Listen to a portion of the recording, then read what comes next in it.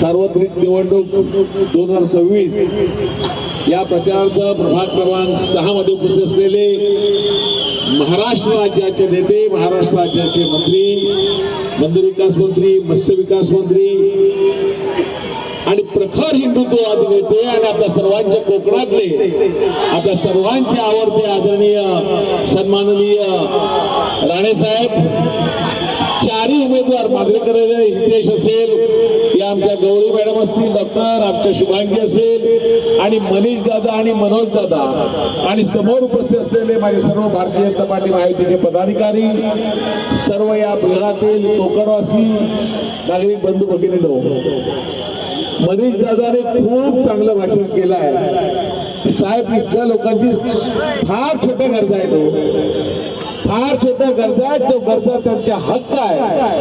पिण्याचं पाणी रात्री 1:30 वाजता 2 वाजता मनात येईल तेव्हा सोडलं जातं. इथे मी आमदार झाल्यानंतर जहांगीर कॉलनी विवाह जहांगीर कॉलनीतली टाकी मी पाठपुरावा करून 3 महिने लागले. माननीय मुख्यमंत्री महोदयाची एंडोर्समेंट आणली तरी 3 महिने लागले. करतो करतो करतो करतो, पण आता कुठे टाकी ती चालू झाली मागे 1.5 महिन्यामध्ये आणि थोडाफार पाणी प्रेशर यायला लागला. पैसे भरायचे 365 दिवसाचे आणि वर्षाला 100-125 दिवस फक्त पाणी येतं. माझ्या माय भगिनीला ते डोक्यावर घेऊन ते वरती चढवावं लागतं. खूप त्रासले लोक आहेत. आपण कोकणात जायला साहेब आपल्याला विनंती करणार आहे.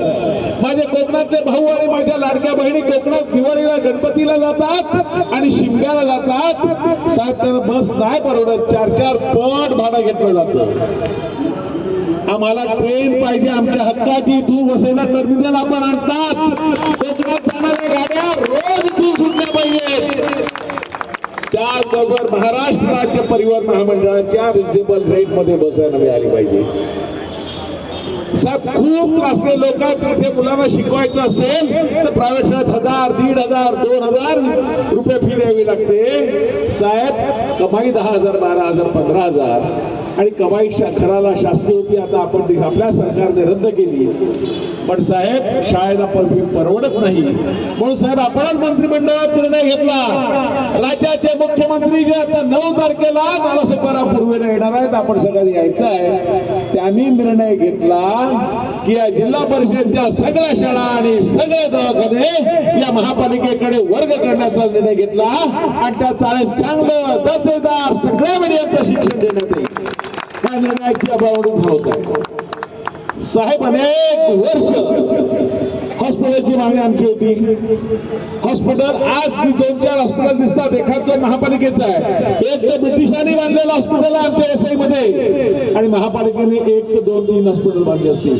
आणि जे हॉस्पिटल चालू आहेत ना, ते केंद्र सरकारने मच्छी मार्केटसाठी भाजी मार्केटमध्ये दिलेल्या त्या बिल्डिंग मध्ये बांधलेल्या ठिकाणी हॉस्पिटल आहेत.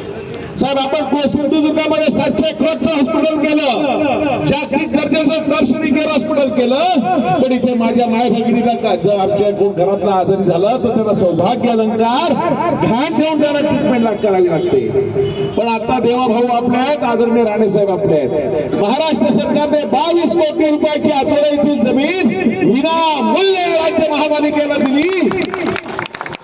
सगळे पुरावे पेपरचे माझ्याकडे आहेत. माननीय आमदार राजन नाईक, नालासोपारा विधानसभेचे आमदार यांच्या मागणीवरून देण्यात येत आहे, असं त्या GR मध्ये उल्लेख केलेला आहे.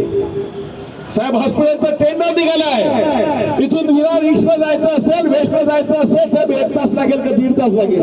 नवरा तिथून ईस्टमधून निघाला आणि बायको घरी वाट बघत असेल तर म्हणतो की 5 मिनिटात येतो आणि यायला 1.5 तास लागतो, 2 तास लागतात. म्हणजे बायको म्हणतो करता काय, खोटं किती बोलता. पण साहेब, आपल्या सरकारने ब्रिज दिलेच आहे. 563 कोटी 2 ब्रिजसाठी मंजूर करण्यात आले. त्याचं डिमार्केशनचं काम चालू आहे आणि लवकरात लवकर ते ब्रिज पूर्ण होणार आहे. साहेब, आमचा पाण्याचा प्रश्न, आमच्या कोकणात जायला गाडीचा प्रश्न असेल, आमच्या शाळेचा प्रश्न असेल, पावसाळ्यात आमच्याकडे पाणी मोठ्या प्रमाणात भरते जाईल. काही ठिकाणी 5-5 हजार रुपये आपलं सरकार देतं, पण साहेब आम्हाला 5,000 रुपये नको आहेत. आम्हाला यासाठी निरी आणि IITच्या अहवालासाठी आम्ही 12 करोड रुपये खर्च केले आहेत महापालिकेने. पण त्याचं इम्प्लिमेंटेशन झालं नाही. मी माननीय गिरीश महाजन साहेब राष्ट्रीय पर्यटन मंत्री यांना विनंती करून 50 कोटी रुपये होल्डिंग बॉन्डसाठी मागितले आहेत आणि अंतिम मान्यतेसाठी त्यांच्याकडे प्रस्तावित आहेत. इथे पाणी भरलं पाहिजे, स्वच्छता चांगली झाली पाहिजे आणि सगळ्यात साहेब महत्वाचं आहे जे आता मनीष दादाने सांगितलं की इलेक्शनच्या टायमाला जेसीबी पोकला जाणं उभं करायचं, तुमची चाळ इल्लीगल आहे आणि तोडायची, अशा प्रकारे जे होतं ना त्याला तुम्हीच औषध करू शकता साहेब. त्याला महाराष्ट्र शासन आदरणीय देवभाऊ त्यासाठी औषध करू शकतात. या महाराष्ट्राच्या विधानसभेमध्ये या संदर्भात मी चर्चा केली. माझे जे लाडके भाऊ लाडक्या बहिणी या चाळीमध्ये या लोड बिल्डिंग मध्ये राहतात, देशाचे पंतप्रधान असतील आदरणीय मोदीजी आणि महाराष्ट्राचे लाडके मुख्यमंत्री आदरणीय देवेंद्रजी आणि आपलं सरकार हजारो लाखो करोडो लोकांना मोफत घरं देत असेल, ते माझ्या लाडक्या बहिणींनी सौभाग्य अलंकार गहाण ठेवून घेतलेलं घर हे त्यांच्या मालकीच्या जागेत लिगली झालं पाहिजे. यासाठी आपण एसआरएसटीचा प्रभावीपणे अंमलबजावणी करतो. गेल्या अनेक वर्षापासून ती अंमलबजावणी झाली नाही साहेब. आपल्याला करायची आहे ती अंमलबजावणी. कोकणी लोकांचं आणि सर्व लोकांचं दुःख खूप आहे साहेब. किती सांगू तुम्हाला, मोजता येणं एवढं दुःख आहे.